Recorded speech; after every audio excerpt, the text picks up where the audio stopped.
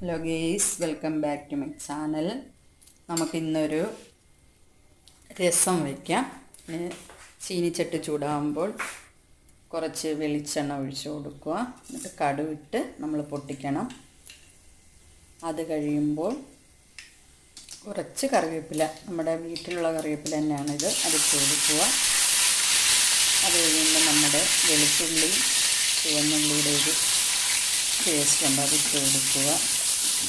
അതിനുശേഷം നമ്മൾ തക്കാളി സ്ലൈസായിട്ട് അരിഞ്ഞ് വെച്ചിട്ടുണ്ടായിരുന്നു, അത് ഇട്ട് കൊടുത്ത് ജസ്റ്റ് ഒന്ന് വഴറ്റി നന്നായിട്ട് വഴറ്റിയെടുക്കണം. ഈ തക്കാളിയുടെ കളറ് ചേഞ്ച് ആകുമ്പോഴത്തേക്ക് നമുക്ക് പൊടികൾ ആഡ് ചെയ്യാം. പൊടി ആഡ് ചെയ്യാം. ആദ്യം നമുക്ക് മല്ലിപ്പൊടി,